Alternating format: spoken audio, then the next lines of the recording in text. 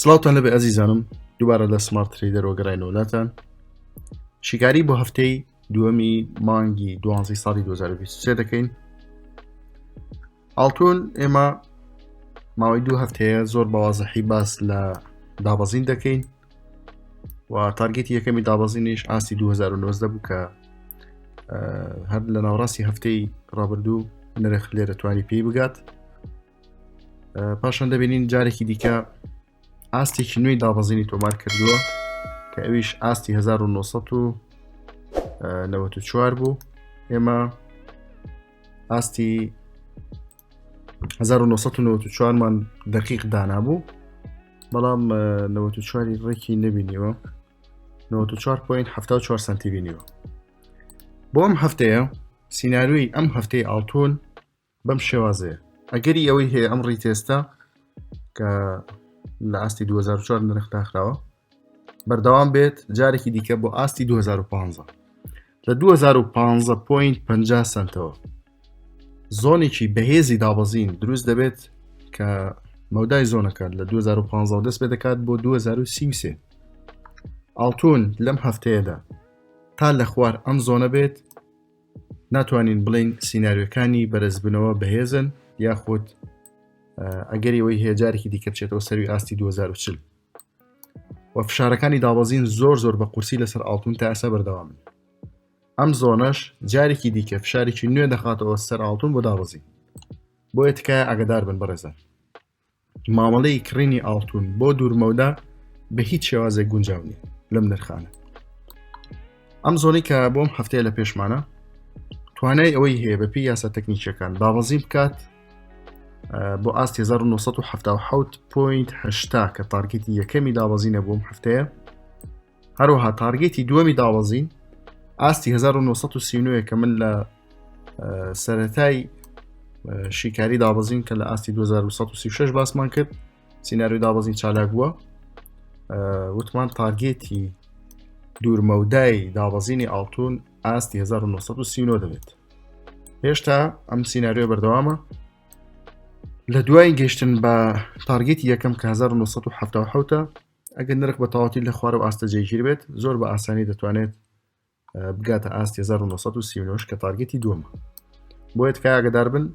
من هیوادارم بتوانین لەم زۆنە سود لە دەرفەتەکانی مامەڵەی فرۆشتن وەربگرین و قەرەبووی ئەم دابەزینە پێشبینی کراوە بکەین کە بەداخەوە بە قسمەتمان نەبوو. لە هەفتەی ڕابردوو ئێمە لە ئاستی 2030 داخل بووین، بەڵام زیاتر لە 2 ڕۆژ نرخ لەو ناوچەیە بە ڕێنجێک مایەوە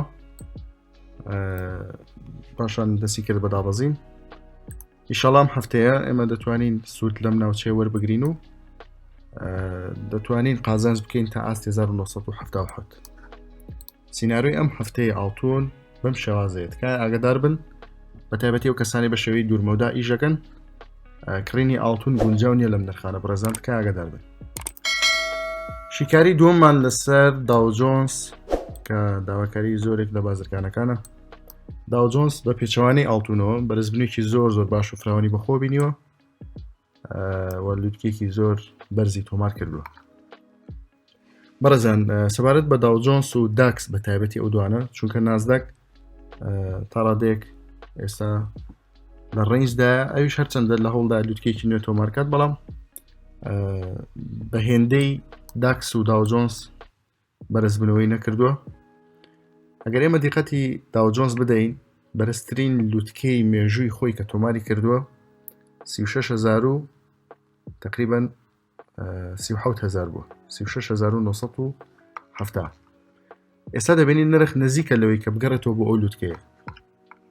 تاوان ئەم لوتکەیە لە ساڵی 2022 نرخ پێگەشتووە. ئەگەری ئەوەی هەیە جارێکی دیکە نرخ بگەڕێتەوە ئەو ئاستە و سەروتریش، واتە زۆر ئاسایی ئەگەر داو جۆنس نرخێکی وا لێ بدات کە لە مێژووی دروستبوونیدا پێی نەگەشتووە. ئێمە وەکەوەی ئاڵتون باسمان کرد، سیناریۆکانی دابەزینی داو جۆنس و داکس بە شێوازێکن کە ناتوانین ناوچەیەک دیاریکەین لەسەر و ئاستێکی بەهێزەوە، لەبەرەوەی ئەو نرخی کە پێی دەگات یەکەم جارە لە مێژووی دروستبوونیا پێی بگات. بۆیە زۆر بە قورسی دەتوانین یاسایەکی تەکنیکی جێبەجێ بکەین بەسەر ئەو مەنتیقەیەدا. من پێم وایە داو جۆنس لەم زۆنەوە کە لە 36855 دەست پێ دەکات بۆ 37200 لەم زۆنەوە سیناریۆ بەهێزەکانی دابەزین چالاک دەبن. ئەگەر زۆنەکەش برێک ئاوت بێت بەرەو سەرەوە زۆر بە ئاسانی بە زوین نرخ دەگەڕێتەوە خوارد زۆنەکە. واتە ئەو کەسانی کە بە شێوازی دوورمەودا و بە تایبەتی ئەوانەی کە لە نازداک و با بڵین لە ئەو جۆرە پشکانەدا ئیش دەکەن کە سپۆتە و کۆنتراکت نییە واتە ماوەی بەسەرچوونی نییە دەتوانن سوود لەم ناوچەیە وەربگرێت. چونکە مامەڵەکردن لەم ناوچەیە ڕیسکی بەرزە بە حکمیەوەی کە نابێت ستۆبلوز بەکاربێنی. ئەگەر ستۆبلوزیش بەکارنێنی بێگومان ڕیسکی مامەڵەکەت زۆر بەرز دەبێتەوە. بۆیە ئەو بازرگانانی کە بە شێوازی دوورمەودا ئیش دەکەن و سەرمایەکی گەورەیان هەیە و کێشیان نییە لەگەڵ مانەوەی مامەڵەکان بۆ ماوەیەکی زۆر دەتوانن لەم ناوچەوە دەستکەن بە ماوەی فرۆشتن. ئەگەر نرخ بچێتە سەروتریش وەگوتمان بە ئاسانی دەتوانێت هیچ نەبێ بگەڕێتەوە مای خۆی. بۆیە دەتوانن لێرە سوود لە مامەڵەی فرۆشتن وەربگرن. بەڵام تکای ئاگدار بن ئەگەر لەسەر داو جۆنسی کۆنتراکت ئیش دەکەن ئەوانی کە ماوەی بەسەرچوونیان هەیە دەبێت حەزەر بکەن لەوەی کە مامەڵەکان ببێنێتەوە بۆ ماوەی بەسەرچوونەکەی. بەڵام ئەوانەی کە لەسەر سپۆتی ئیش دەکەن سەرمایان گەورەیە بە پێڕەوکردنی یاسایەکی بەهێزی ڕسک مەنجمنت بەبێ دوودڵی دەتوانن لێرە فرۆشتن کەن و ئامانجی گەڕانەوەی داو جۆنس بۆ دابەزین ئاستی 35700 کە لەم زۆنەوە دەتوانێت خۆی پێ بگەنێتەوە بەرەو ئێرە. ئەمە نزیکترین تارگێتە لە دوای کە نرخ دێتە ئێرە ئەمە تارگێتەکانی تریش فراوان دەکەین. بەڵام جارە تەنها ئاماژە بە تارگێتێک دەکەین بۆ دابەزین کەویش ئەم ئاستەیە. هیوادارم ڕوونکردنەوەکان وازەح بێت لەسەر داو جۆنس. داکسیش بە هەمان شێوە پێم وابێت بەشێکی زۆری خەڵک زیاتر لە داکس مامەڵەی هەیە بەراورد بە داو جۆنس. سەرکەن بەڕێزان داکس پێشتر ئەم نرخی نەبینیوە کە ئێستا تێدایە. ئەمە بەرزترین لووتکەی بووە لە ئاستی 16540 کە ساڵی 2023 مانگی هەشت واتە مانگی هەشتی ئەم ساڵ پێی گەشتووە. ئەم نرخی کە ئێستا تێدایە پێشتر تۆماری نەکردووە. بۆیە ناتوانین ئێمە لێرە ئاماژە بە خاڵێکی دقیق بدەین بۆ ستۆبلوز. بەڵام دروستبوونی ئەم جۆرە جوڵەیە و ئەم سیناریۆیە ئاماژەیە بۆ ئەوەی کە دابەزینێکی کتوپڕون لە ناکاو ڕوئەدات کە بە ئاسانی دەتوانێت بگەڕێتەوە ئەم ئاستانی کە تۆمارمان کردووە. سەبارەت بە داکس بۆم هەفتەیە ئەم زۆنەمان لە پێشە 7,000 پوینت 7,067.7 بۆ 7,302 بە هەمان شێوەی داو جۆنس. ئەو بازرگانانی کە بە شێوازی دوورمەودا ئیش دەکەن دەتوانن لێرە بەبێ ستۆبلوز مامەڵەی فرۆشتن بکەن بە ئامانجی گەڕانەوە بۆ تارگێتی یەکەم.